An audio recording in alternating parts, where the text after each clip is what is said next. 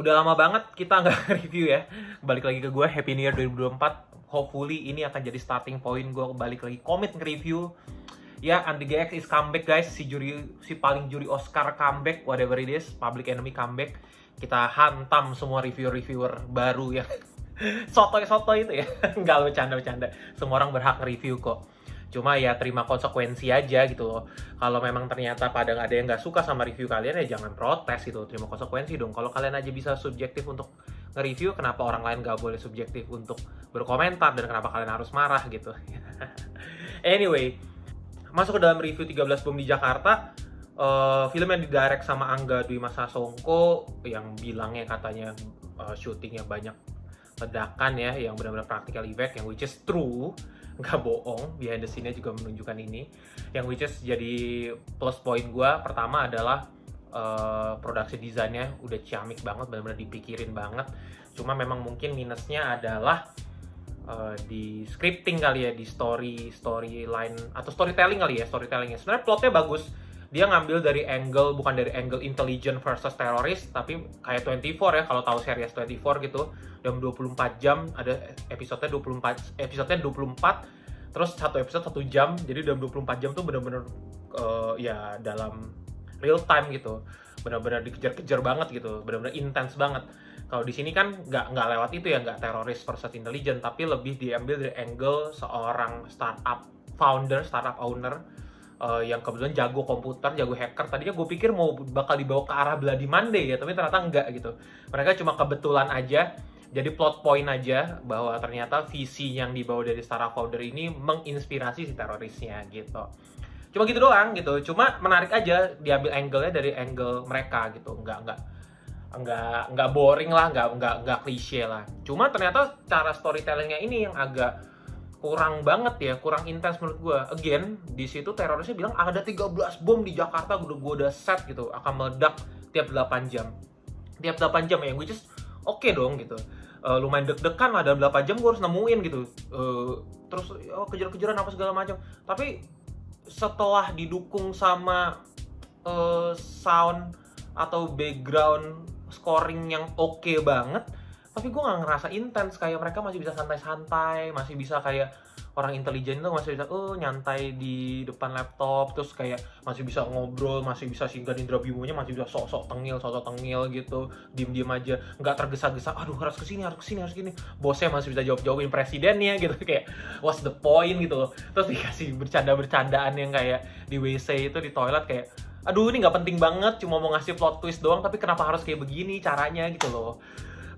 Jokes yang levelnya kayak itu laptop di mobil terus lempar, itu menurut gue udah cukup gitu, udah enough gitu. Tapi gak kayak gitu, itu merusak intens banget. Ini bukan film komedi kayak Rush Hour guys ya.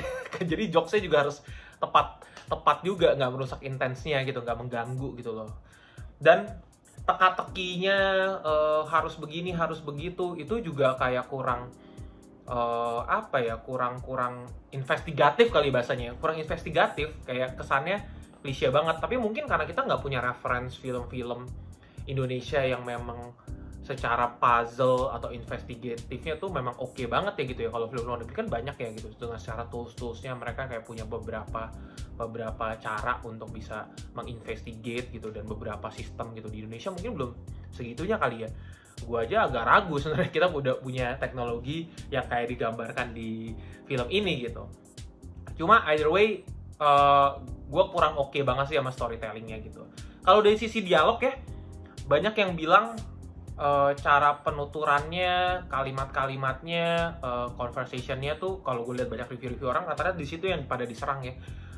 Iya, gue setuju sih, kayak kalau mau ngomong setengah jaksel gitu, setengah Inggris setengah Indo, ya do it like ya film-film yang kalau kita nonton film-film remaja yang jaksel style gitu ya, sok Inggris gitu, mereka enak ngomongnya gitu, ngomong Indo Inggrisnya tuh enak. Kalau di sini tuh kayak ganjel aja kali ya, mungkin karena direkam kali ya, direcord ya, nggak pas on take langsung ngambil audio itu ya. Gue kelihatan banget sih pas lagi kayak pas si Putih Audio ngomong hang onnya tuh kayak ganjel aja gitu, kayak nggak cocok gitu. Padahal kalau dia ngomong hati-hati itu mungkin lebih dapat gitu, karena kan dia Indo banget ya. Gue nggak tahu, kayak ngomong negatif apa itu kayak canggung aja sih di gue. Mungkin gue belum terbiasa aja gitu. Cuma kalau alasan-alasannya kayak ada beberapa yang alasan yang kayak villainnya kurang intimidating, kurang apa gitu. Ya well, menurut gua nggak bisa disalahin cuma dari sisi dialog doang sih. Banyak pihak yang perlu dipertimbangkan. Misalnya ya direktorialnya atau setnya juga mendukung nggak, scoringnya mendukung nggak, angle-angle yang mau ditampilkan itu mendukung nggak. Jadi banyak faktor, nggak bisa coba ngomong karena scriptingnya doang. Bisa aja mungkin scriptingnya bagus tapi faktor lainnya nggak mendukung, atau terbalik, scriptingnya bisa aja jelek tapi ternyata faktor lain mendukung jadi lebih intimidating, yang which is dari sini buat gua untuk action sequence-nya sih udah top notch banget ya, dan itu mendukung banget untuk bikin orangnya itu jadi lebih intimidating gitu, lebih sangar gitu. Cuma memang gaya storytelling-nya nih yang menurut gua mungkin ada keterbatasan tertentu kali ya pas produksi, jadinya kurang gitu doing well lah gitu. Mungkin ada pertimbangan lain, gue nggak tahu ya, di produksian mungkin kan banyak sesuatu terjadi gitu, it happens. Tapi overall yang cukup mungkin disappointed adalah ekspektasinya kali ya. 13 bom, ekspektasi gue bom meledak di mana-mana, tapi ternyata bom, ledakan bomnya tuh kurang gitu intimidating gitu. Justru yang bikin bom itu jadi intens, jadi scary adalah teror dari bomnya. Rakyatnya itu harus ditunjukkan benar-benar deg-degan. Ingat gak sih waktu zaman, ya jangan bandingin kita sama waktu di Tamrin ya, di Sarinah ya, teroris tembak-tembakan itu kayak konyol banget sih. Masih banyak yang dorong gerobak jualan. Tapi bayangin ada bom, harusnya terornya tuh harusnya digambarin pas newsnya itu ada bom di ini. Jangan newsnya tuh jangan cuma nggambarin itu, tapi ngegambarin rakyat sipilnya ngeri, ketakutan, hancur, mungkin ada yang luka-luka. Kengerian itu yang harus digambarkan. Padahal ekspektasi gue udah oke tuh pas ketika gue mau tutup warung cepet-cepet nih soalnya ada bom, saya aja mau tutup. Gue pikir wah bakal digambarkan terus, tapi warnet masih buka, makan masih santai gitu. Maksud gue, aduh kenapa gitu, sayang banget. Padahal kalau itu di highlight terus-terusan akan jadi oke banget loh gitu.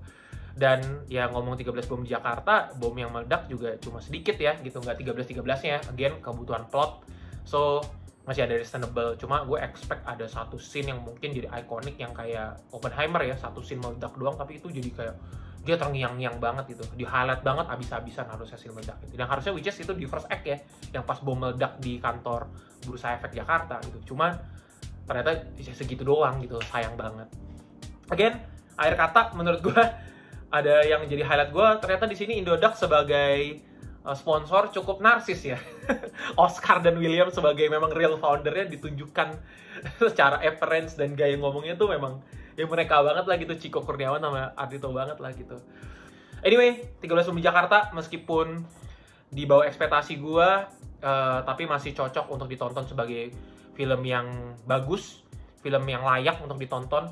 Nggak bisa bilang kekurangannya ini ngebuat film ini nggak layak untuk ditonton. So still kita support banget Visinema untuk bikin film-film serupa yang harusnya jangan dirilis di akhir tahun ya, rilisnya pas di summer aja tuh, di liburan sekolah gitu. Thank you udah nonton. Akhir kata, play it, don't stop, just rewatch. Cut.